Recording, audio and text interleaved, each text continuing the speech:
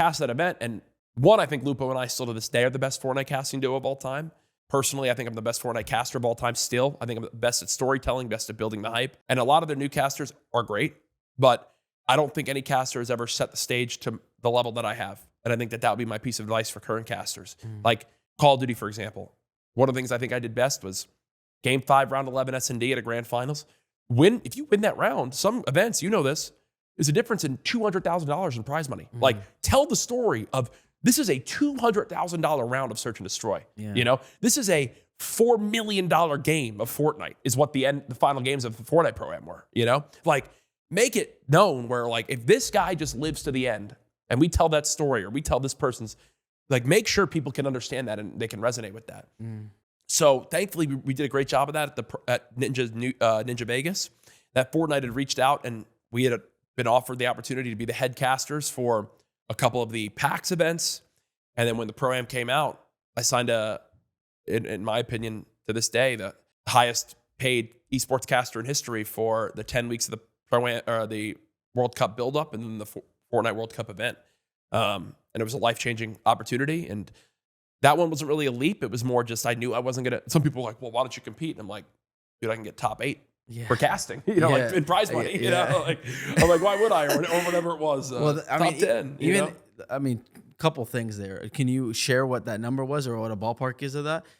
It was for 10 weeks of casting? Yeah, 10 weeks of casting and then the event itself, you know. I've got a great working relationship with Epic.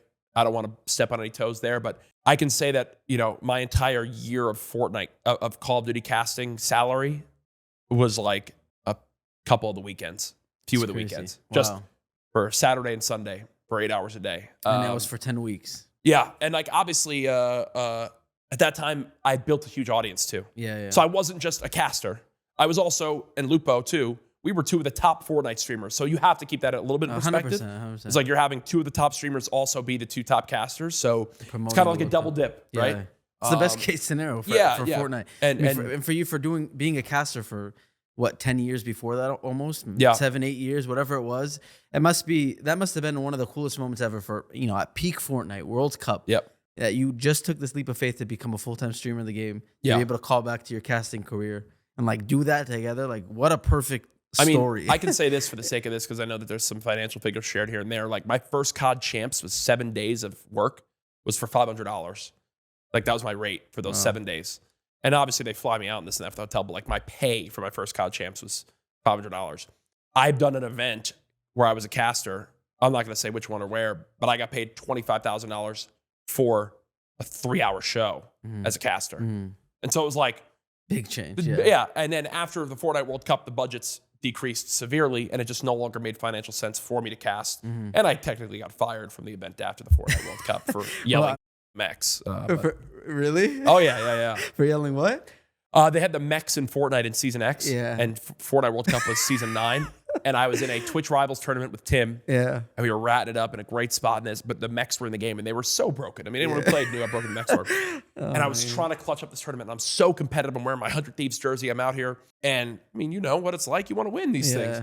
And Tim and I are completely hiding and a mech just walks over to the building we're in that don't even know we're in there. But with one click of a button, they stomp and break the whole building. And I'm like, launch. And I just yell, the mechs, and slam my table. And shortly after, like some people from Epic reached out and were like, look, we love Jack, but I think after this clip kind of went viral and I was pretty harsh at the game at that time. They were like, let's put a pause on this. And then right after that, going into year 2, they had hired some people who like actually looked at the budgets of things and were like, let's really lower this down. And it just didn't make sense anymore. That's cool though that you got that experience of the World Cup. It was a perfect time for you to go back to your content. Oh, I mean, it was insane.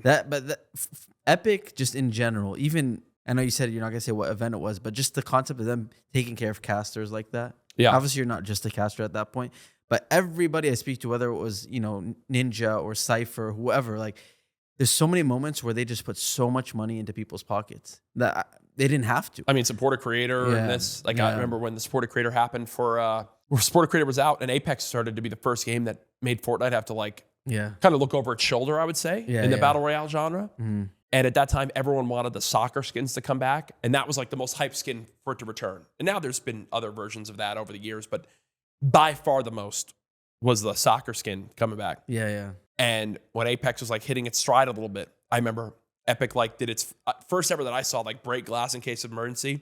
They re-released the soccer skins, gave out a free item for putting in a creator code. So you put in a creator code and you get a free item. So people are activating creator codes. And then they 4x'd the creator code. So instead of $5, instead of getting $5 for every 100 spent with your code, it was 20 for every 100. So they had this perfect storm to get players and top streamers back in the game. Yeah. And some of the figures that I heard of what creators made, unfathomable. Like what? Like 7 figures in one night.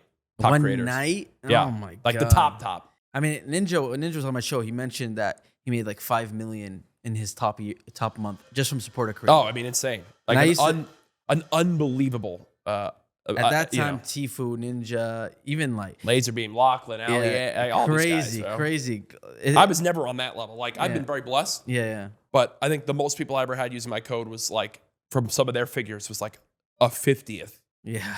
You know? No, I mean, again, like some people just were in the perfect place at the perfect time. Yeah. Well deserved. Ninja, of course. Tfue, they deserved it. But their names were synonymous with Fortnite. Oh, so anybody who just like, what's a creator I know? I'm sure they just typed in Tfue and just threw it in. Scissors, I know for, when he made his Mac. Oh, yeah. I look at him, I'm like, man, I mean, thankfully, I think, he did pretty well with his map and stuff at the time. But imagine his map existed now. If yeah. Scissors Death Run existed now, this dude wouldn't even be talking to us.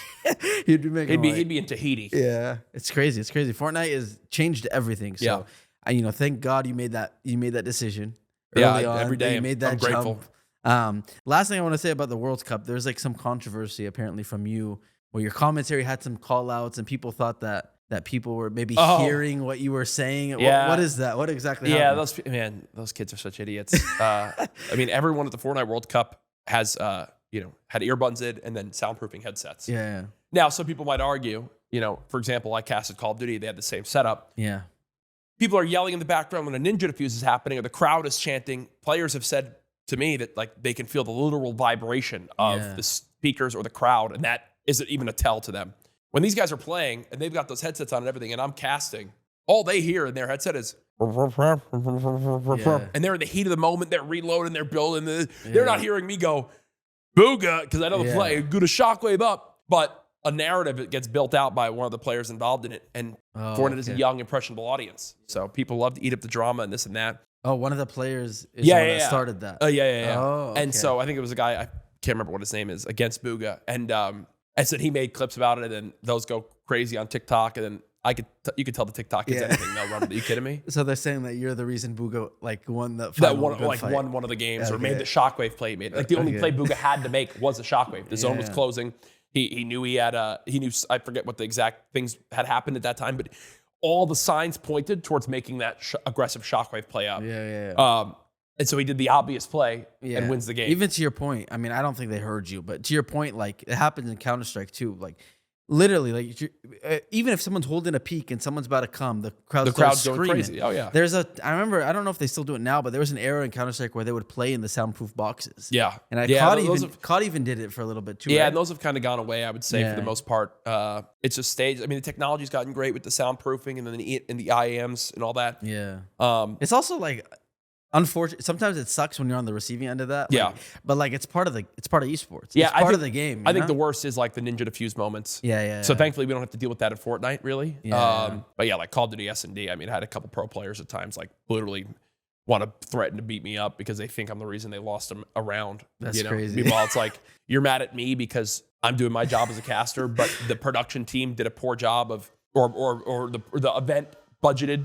Did budget soundproofing or this and that leaks more audio through. Like, I don't know that, right? Yeah. I'm just doing my job as a caster. It's really interesting, like how much you probably get the brunt of people's anger sometimes. Oh, yeah. No, at times, for sure. I can imagine as a competitor in the heat of the moment, like, you want to find somebody to blame. Oh, yeah. That's funny that you probably... Did you have a good relationship, though, with most of the players when you were a caster? Yeah, I did. Some of the UK guys, when I first started casting in COD, didn't really like a couple of them. It's because the COD scene too is so tight. Like, I mean, all these esports, the pros are traveling with each other all the time. Yeah. Every weekend they're seeing each other in different states, so like everyone gets to know each other really well. So I remember Aches, and I remember Pac-Man. They were not fond of me doing so well from a streaming perspective, and streaming during the Black Ops 3 days and having such an audience with that. And then at that time, Nick Merckx had like 3,000 subs as a COD streamer, and then I had 1,000 on Twitch. Yeah, and it's like, dude, now every pro player, if pro players fire up their streams, they've got 3,000-4,000 subs just for being there, and now you've seen what Zuma's built and Scum's built and Octane and all that whole crew. I'm like, I'm so happy for their success. Yeah. And the only thing I ever heard from anyone was like, man, I wish I did this earlier, No, I know. Dude, imagine if some of those first pros in Black Ops 3 would go live after matches. I mean, it would have gone insane. Yeah, I mean, but we saw it with Scump and Nate and Black Ops 2. And again, not everyone, it's easy to be the guy. It's not for everybody. It's not for everyone. And it's also easy to be like, look, why is he doing that? Or he's doing it for this reason, or he has viewership for that reason. But the people that took the leap, like you can, one thing I think people could easily take from this is how many times you were confident in what you wanted to do. And you just took the leap, made the decision, and hard work pays off. You know what I mean?